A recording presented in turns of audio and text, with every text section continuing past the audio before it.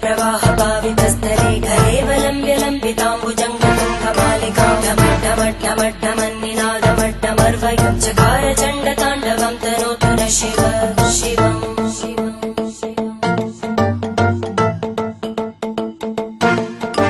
जटाकटाः सम्भ्रम भ्रमन्निलिम्पनिर्जरी विलोलवीचि वल्लरी विराजमानमूर्धनि धगद्धगद्धगज्ज्वलल्ललाटपट्टपावके किशोरचन्द्रशेखरे रतिप्रदक्षिणम्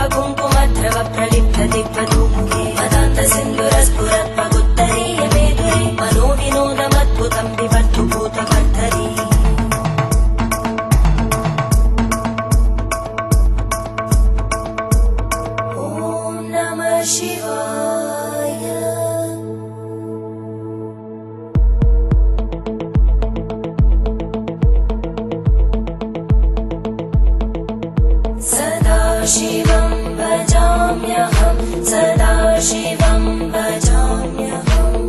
ॐ नमः शिवाय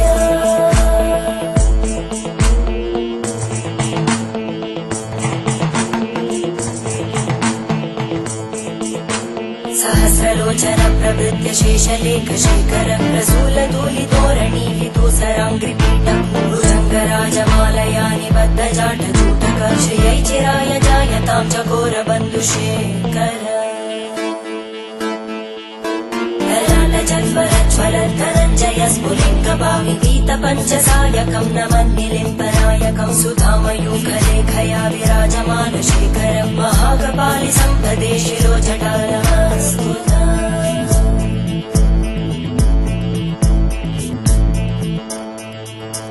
करालभालवट्टिका दगद्धगद्धगज्ज्वलद्धनञ्जयाहुतीकृत प्रचण्ड पञ्चसायके हराधरेन्द्रनन्दिनी कुचाग्रचित्रपत्रकार कल्पनैकशिल्पिनी त्रिलोचने रतिर्मम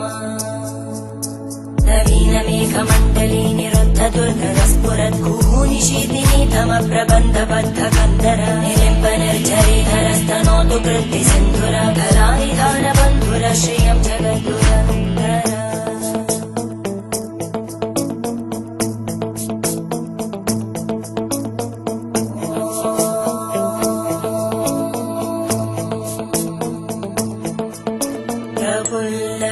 प्रफुल्लनीलपङ्कज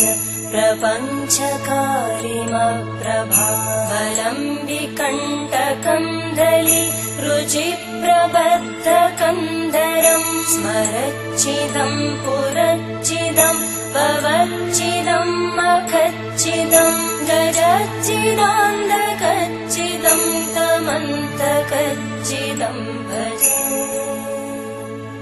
अखर्व सर्वमङ्गला कलाकदम्बमञ्जरी रसप्रवाहमाधुरी विजृम्भणा मधुव्रतं स्मरान्तकं पुरान्तकं भवान्तकं मखान्तकं गजान्तकान्तकान्तकं तमन्तकान्तकं भजे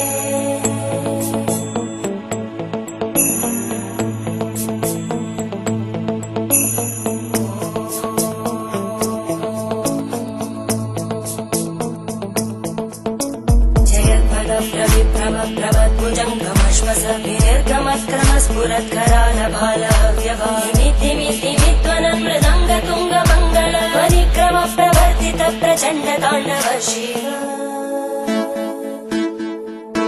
त्रिशक्तिचक्रकल्पयोर्भुजङ्गमौक्तिकस्रजो गरिष्ठरत्नलोष्टयोः सुहृद्विपक्षपक्षयोः धरणारविन्दचक्षुषो प्रजामहि महेन्द्रयोः समप्रवृत्तिकक्कदा सदा शिवं भजाम्यहम्